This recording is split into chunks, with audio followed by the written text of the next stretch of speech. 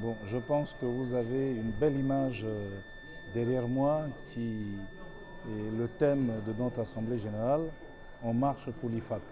Donc, qui est en fait la dernière marche pour l'ordre pour adhérer effectivement à l'institution suprême de comptabilité dans le monde entier. Et ça va présenter un avantage pour le pays, c'est de gagner quelques points dans le doing business.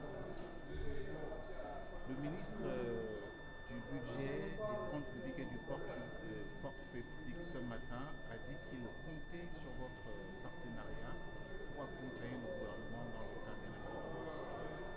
Écoutez, nous sommes en train de créer les conditions. D'abord, ce qu'il faut savoir, c'est que la loi qui a été votée en 2013 au niveau de l'Assemblée nationale nous confère effectivement les pouvoirs d'organiser, d'avoir le lead sur des activités comptables et financières dans la République.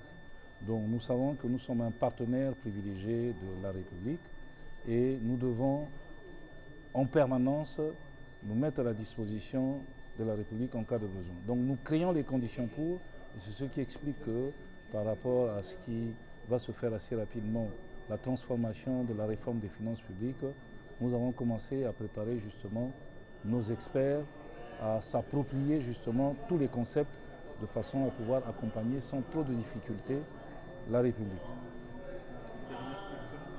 Alors, quels sont les avantages que vous allez avoir quand vous allez adhérer à l'IFA? Ben, l'avantage, c'est beaucoup plus pour la République, puisque c'est la République qui adhère. L'ordre va effectivement adhérer.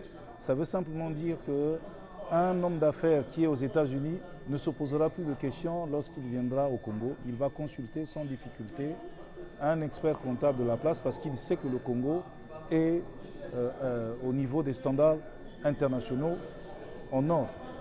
Voilà en fait l'intérêt, c'est ça, puisque aujourd'hui le monde s'est globalisé. Donc il y a des normes que tout le monde devrait appliquer. Si nous sommes à l'IFAC, l'opérateur économique américain ne se posera même pas de questions. Il viendra, il va consulter n'importe quel des experts puisqu'il sait que les règles, les pratiques comptables au Congo sont les mêmes qu'aux États-Unis. Voilà ce que ça veut dire. Donc la standardisation des normes, c'est ça l'objectif. Alors, Président, à l'issue de cette réunion, est-ce qu'on peut affirmer que tout est fin prêt pour cette intégration à l'IFAC ou bien il y a encore un autre travail à Bon, faire? vous savez, c'est un processus. Hein. Ça ne se fait pas en une journée. C'est un processus et vous devez effectivement afficher patte blanche, mais ça peut se passer sur un an. C'est la fourchette, c'est entre un an et 3 ans. Ça demande énormément de travail puisqu'il y a un plan d'action que nous avons mené et nous avons 78 activités à remplir que nous sommes en train de remplir. Nous remplissons les cases en ce moment. Et si vous voulez, ce qui est encourageant pour ceux qui étaient là hier, ils ont vu que depuis les États-Unis, la personne en charge de ces questions nous a encouragés, nous a félicités en disant que nous sommes sur la bonne voie. En règle générale, vous envoyez le dossier et si effectivement le dossier est bien présenté, tout de suite ils rentrent en contact avec vous pour vous aider, vous accompagner à remplir les cases qui manquent et après ils amènent le dossier à leur conseil d'administration pour vous dire que c'est validé.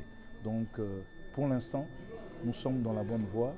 Et je pense que le mérite revient effectivement à tous les experts qui ont accepté de consacrer vraiment 3 jours sans dormir de retraite à point noir pour préparer ce plan d'action. C'est à eux vraiment que revient le mérite. Merci. Merci.